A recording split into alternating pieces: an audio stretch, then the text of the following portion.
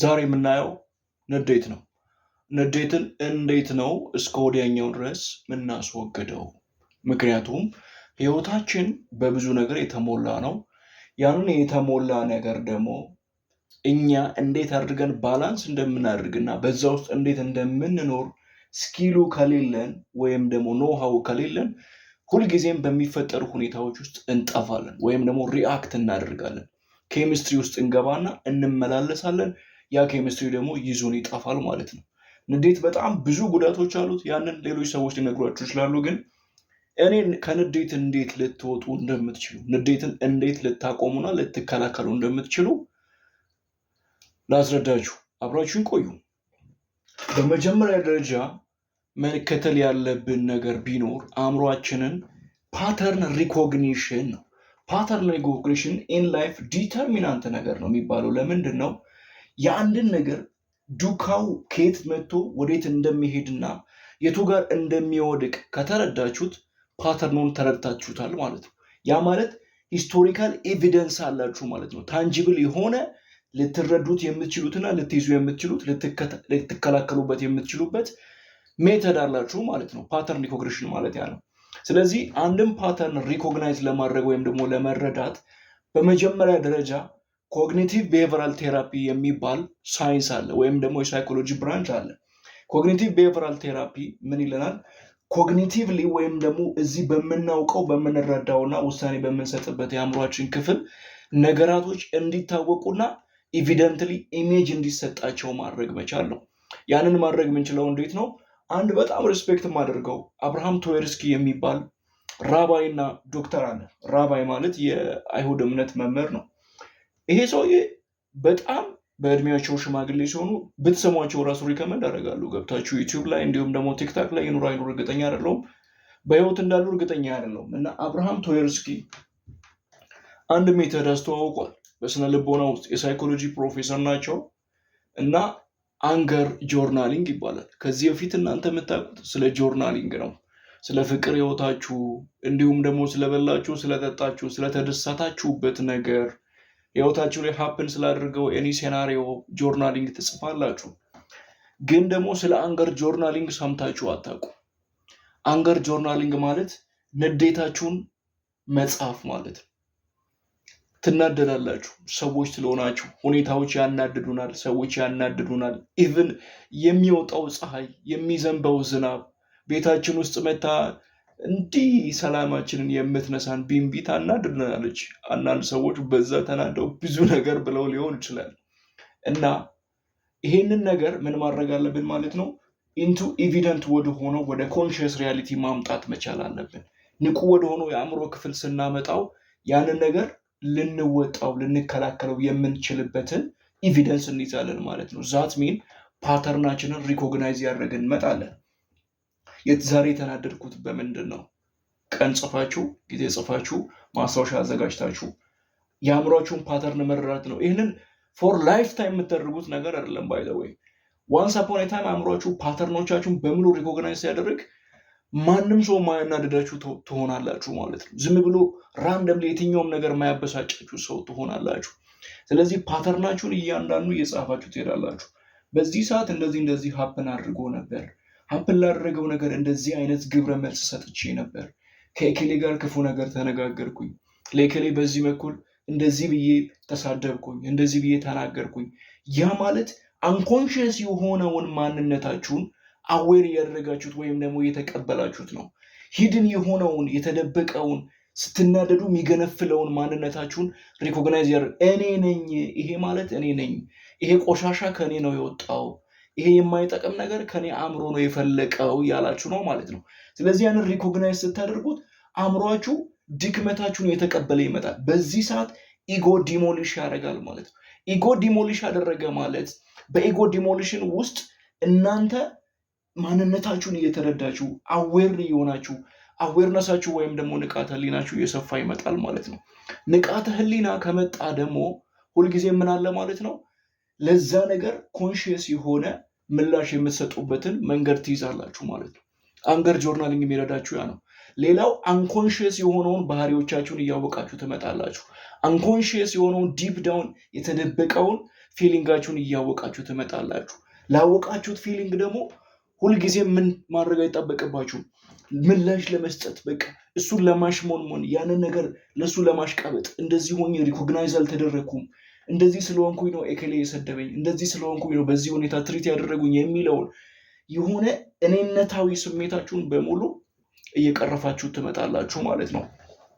ለዚህ የምናየው እዚህ ጋር አንድ ምሳሌ አለ። እዚህ ጋር እቺ ማሰሮ ትታያችኋለች አይደል? ሁልጊዜም ራሳችሁን ለመክፈት ዝግጁ ትሆናላችሁ ማለት ነው እየጻፋችሁት ስትሄዱ። አሁን ይሄን ላይፍ እዚህ ውስጥ የምታዩቸው ቶታሊ እናንተ ውስጥ ያሉ ማንነቶች ናቸው። ስለዚህ ይሄ ነገር ታፍኖ ቁጭ ካለ ፕሮሰስ አልተደረገም ማለት ነው። አልጻፋችሁትም ማለት ፕሮሰስ አልተደረገም። ፕሮሰስ ካልተደረገ እየዋጣችሁ ኮንሱም እያደረጋችሁ ነው የሚሄደው። ንዴት ማለት ምን ማለት ነው? እናንተ ሌላ ቦታ ላይ በተፈጠረ ሲቹዌሽን መርዝ እየጠጣችሁ ሌላ ሰው እንደሚሞት ያ ያናደዳችሁ ሁኔታ እንደሚጠፋ ማሰብ ነው። ከቁጭት የተለየ ነገር የለውም። ታዲያ እችን ነገር ምን ታደርጓታላችሁ? መተንፈስ አለበት።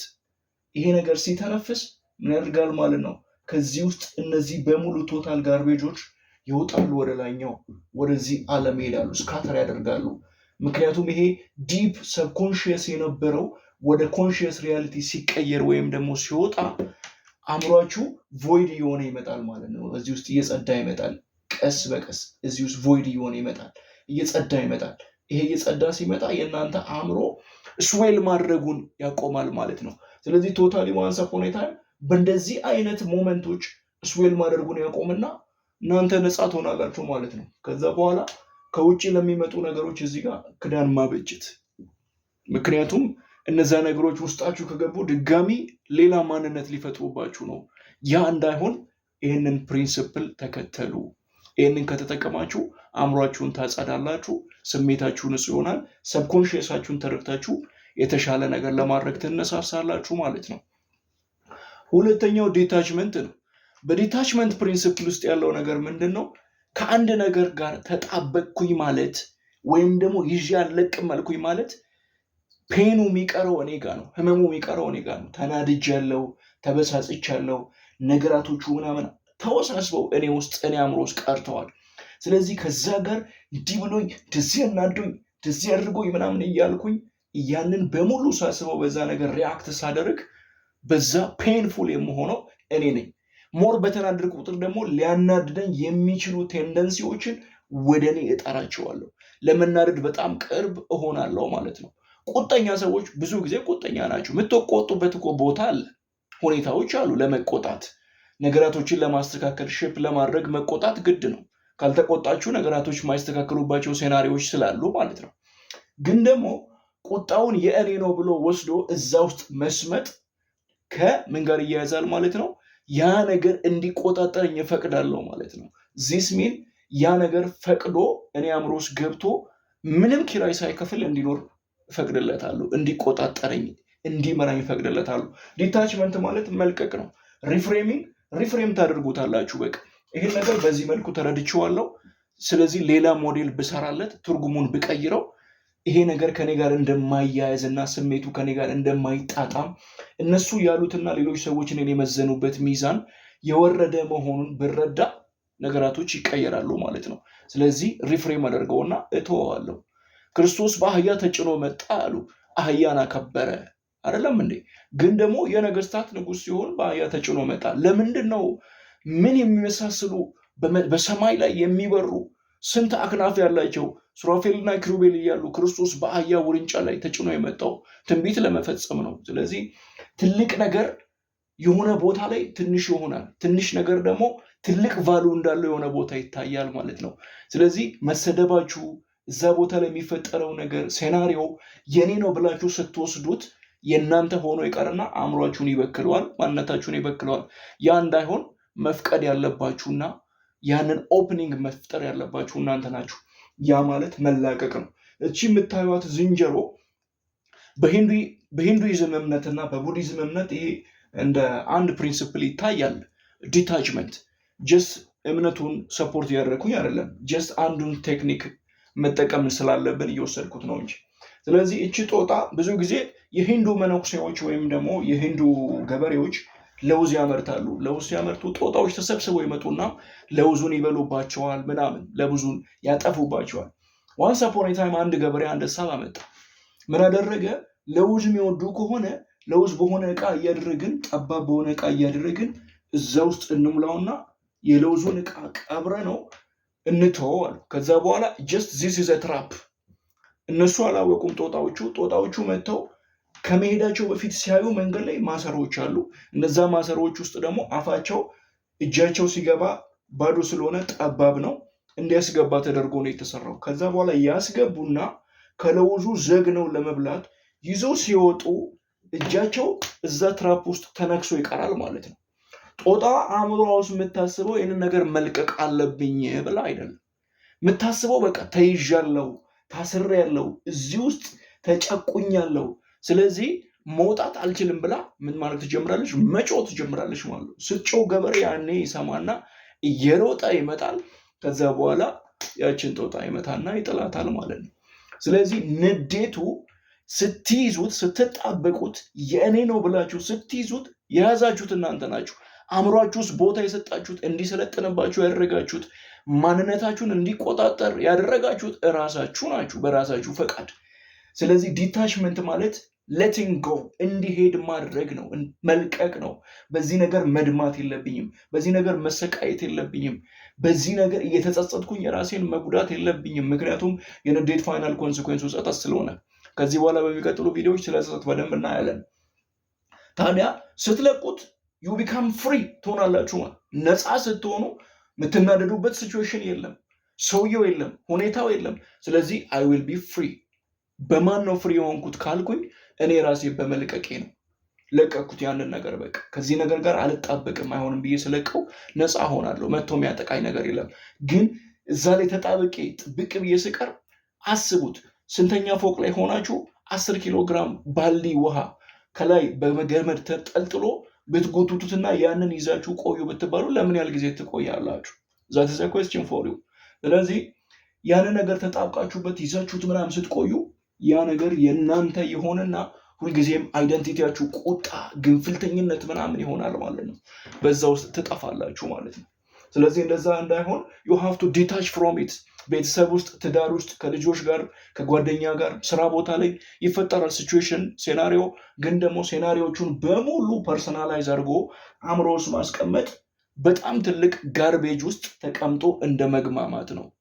ስለዚህ እንደዛ እንዳይሆን ልቀቁት። መልቀቅ ያለባችሁ ፍቅረኛ ሊሆን ይችላል፣ የተፈጠረ ችግር ሊሆን ይችላል። ልቀቁት። ለእግዚአብሔር ነግራችሁም ጸሎትም አድርጋችሁም ሌላም ቴክኒክ ተጠቅማችሁ ሳይኮቴራፒስት ጋር ሄዳችሁም በራሳችሁም ሜካኒዝሞች ተከትላችሁ ልቀቁት።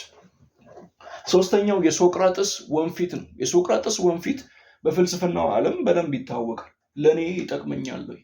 ያንን ነገር በማድረግበት ጊዜ ለእኔ ቫሉ አለው ወይ? ቨርቹው ላይ ወይም ደግሞ ቫሉ ላይ ፎከስ ያደርጋል ማለት ነው።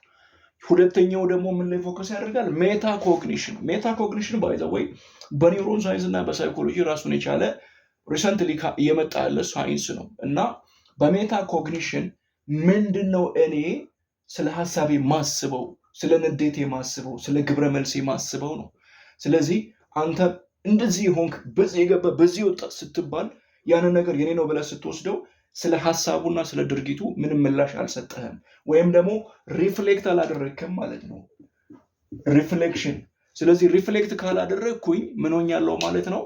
ሀሳቡ እንዲወጣኝ ፈቅጃለሁ ማለት ነው። የሶቅራጥስ ወንፊት የሚነግረን በቃ ሜታኮግኒሽን እና ቫሉ ላይ ቨርቹ ላይ አድማ ያደርግ ከሆነ ለዛ ነገር መበሰጫጨት፣ ለዛ ነገር መንጫጫት፣ ለዛ ነገር ጊዜ ሰጥቶ መጥፋት ምንም ጥቅም የለውም ማለት ነው። ስለዚህ እነዚህ ሶስቱም ሜካኒዝሞች አንደርስታንድ ካደረጋችሁ ንዴትን እስከ ወዲያኛው ከአእምሯችሁ ማስወገድ ትችላላችሁ። ይሄኛውን አንገር ማኔጅመንት የሚለውን ወይም ደግሞ ማለት አንገር ጆርናሊንግ የሚለውን ኮንሲኩዌቲቭሊ ማስታወሻ ይዛችሁ ጀስት ሴናሪዎች ይፈጠራሉ። ዊ አር ሂውማንስ በየጊዜው እየመዘገባችሁ ቆዩና ፓተርኑን ሪኮግናይዝ ስታደርጉት ትተውታላችሁ ማለት ነው። ዛት ማች በጣም ሪጌሪየስ የሆነ አክቲቪቲ አድርጋችሁ መውሰድ የለባችሁ። እነዚህም ፖይንቶች አንደርስታንድ አድርጉ። ከዛ በኋላ አእምሯችሁን ከንዴት ነፃ ማድረግ ትችላላችሁ ማለት ነው። እስካሁን ድረስ ላዳመጣችሁኝ ከልብ አድርጌ አመሰግናለሁ። ሀሳብ ካላችሁ ሀሳባችሁን ኮሜንት መስጫው ላይ ጻፉልኝ። ፎሎ ማድረግ፣ ላይክ ማድረግ እንዲሁም ደግሞ ይህንን ቪዲዮ ሪፖስት እና ፌቨራይት ማድረግ ለሌሎች ሰዎች ሼር ማድረግ እንዳይረሳ። ቤተሰብ ደህና ሁኑ። መልካም ጊዜ ይሆንላችሁ። በጥበብ ተመላለስ።